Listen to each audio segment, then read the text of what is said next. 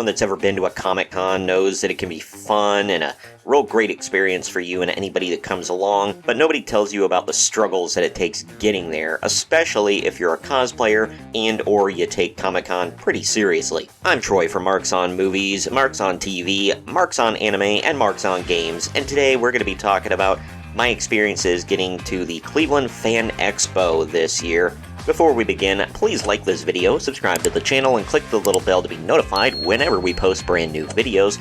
Now on with my story, and yes, it's about to be story time. I have been to a total of, I want to say, 5 comic conventions in my life, 2 in Cleveland, 2 in Indiana, and 1 in Columbus. I don't think I'm leaving any others out. I've had some bad experiences in Comic Cons before, especially since me and my wife love to cosplay. My first Comic-Con ever was in Cleveland. It was really fun. I was going as the Green Lantern, and I had ordered a costume that was like a one-piece thing that came with the gloves and everything attached. My only issue was that I had no pockets in the thing, and I didn't want to have to take off the entire suit just to reach into my pockets and grab my wallet if I was paying for food or drinks or buying something on the expo floor or something like that. So I asked my mother, who was a fairly decent seamstress at times, if she could maybe cut some holes in there for pockets and either add pockets or just cut holes so I can reach directly into my pockets because I would be wearing pants underneath. Instead, she decided, I'm going to dissect this costume and make it better, and she took it apart, put it back together in a different way, and I absolutely hated it. It didn't fit right, it looked horrible, the mask was all wonky that I had tried to make for myself anyway, and it was just a horrible cosplaying experience. But all in all, that was about the worst thing that happened at that Comic-Con, so not too bad there. I take that back, that was my second Comic-Con, and I want to say that was my first experience in Indiana. My first Comic-Con actually went off without a hitch. I dressed up as the Doctor, the David Tennant version, and my wife wore a TARDIS dress, and everything went fine, nothing went wrong there, so nothing to complain about with that one. The second time I went to the Indiana Comic-Con, which by the way is a pretty good Comic-Con, it's not the quote-unquote big one like hosted by what used to be Wizard World, which is now just Fan Expo. They're the ones that do all the big ones like Brooklyn and San Diego and that sort of thing, and they're the ones that do the Cleveland Comic-Con every year, which is now the Cleveland Fan Expo. But the Indiana Comic-Con was always one of my favorites. They usually had some pretty good guests, and the one time that we went, my wife dressed up as Michelle Pfeiffer's Catwoman from Batman Returns, and she did not try her shoes out before she went. The first time she wore her heels was the day of Comic-Con, and they sucked. They tore her feet up, and her toes were literally bleeding by the time we left, so that was a horrible Comic-Con experience. We even left pretty early because of her feet, so that also ruined the experience for both of us. The worst part about that stuff with her feet, too, wasn't the leaving early, but it was the fact that that day there was some marathon or bike race or something like that going on, and they shut down the street that the Comic-Con was on, to get into the convention center, which had the parking garage lot, whatever, right across the street from it. So we had to park all the way, way down the street by Lucas Oil Stadium, which is the football field there, and it was an extremely long walk for my wife. Her feet were killing her, so she took her shoes off, and it was raining, so she was walking on the sidewalk in the rain.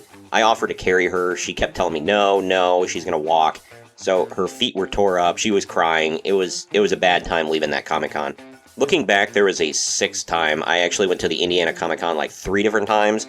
The one time, the worst thing that happened was that my wife was going to dress up as Millie Bobby Brown's 11 on one of the days, and originally we were going to buy our tickets just for Saturday like we usually do, but she was filming Godzilla and couldn't be there until Sunday, so we had to buy 2-day passes because we had already bought the Saturday passes, and so it just cost us a little extra money, and we stayed a little longer in Indianapolis.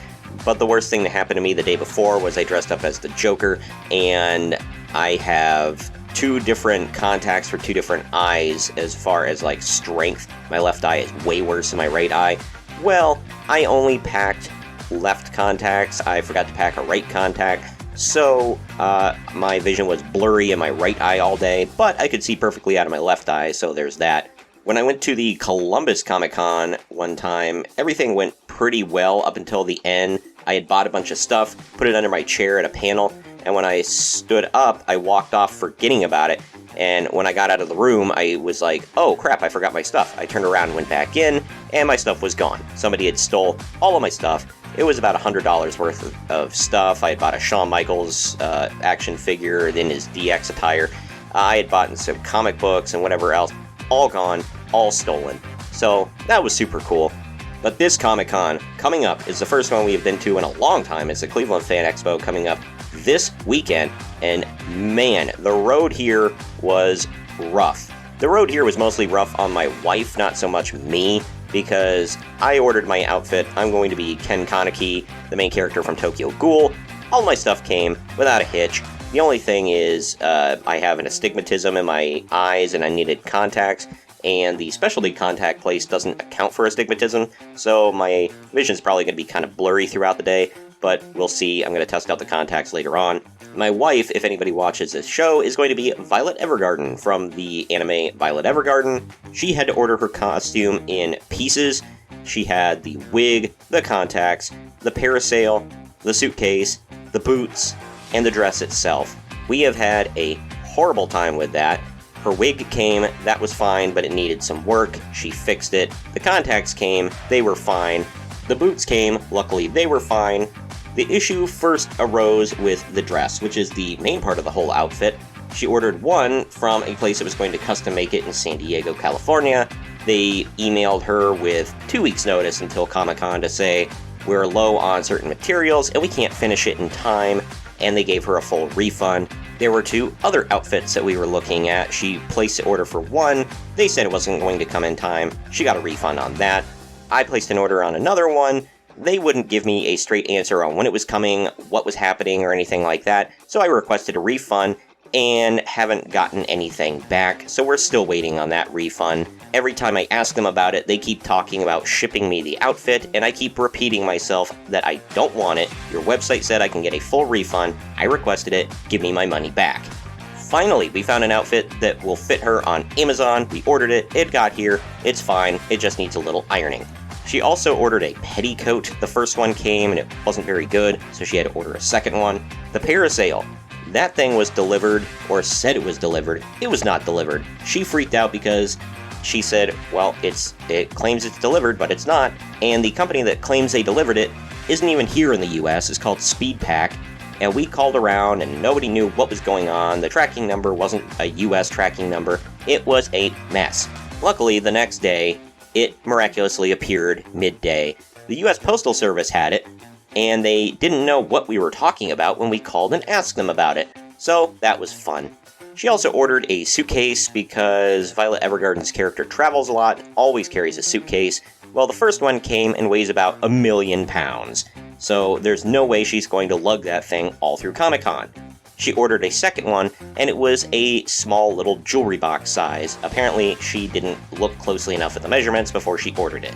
Finally, she ordered a suitcase, and it's lightweight, it works, it looks good, but man, she's going to turn around and sell the other 2 suitcases on Etsy. Past all the actual costume stuff, my wife had her credit card number stolen online. Actually, it was her debit card, and somebody stole hundreds and hundreds of dollars out of her account. Luckily, that all worked out because we reported it to the bank right away, and it took them a couple of days, but they got the money back. We weren't worried so much about her getting the money back because the bank recognized that it was fraud, and they said they would get the money back. The only issue was they said that she might not get it all back until April the 3rd, and she was going to be completely broke until then. She needed gas money to get back and forth to work, and, we were going to need some money for the weekend when we're out of town, so we were freaking out about that, but luckily it all landed back in her account today, so everything's fine. The final punch in the gut came today, at least what I'm hoping is the final punch in the gut. I woke up to an email saying that our hotel reservation had been canceled. When I called, they said, oh yeah, the fire marshal shut us down yesterday, and we're canceling all reservations. Great! So I looked around frantically this morning, I found another hotel. It's actually nicer than the one I had booked, it's about the same price, and I could pay with a firm. If anybody doesn't know what a firm is, you can make payments on it. So today I only had to drop $86, and it's going to take 4 more payments over the course of the next 2 months. So let's hope and pray, fingers crossed, that this is the last bad thing that's happening with this Comic-Con. I'm excited for it, my wife is excited for it. Is anybody else in the Cleveland area? Anybody else going to the Cleveland Fan Expo?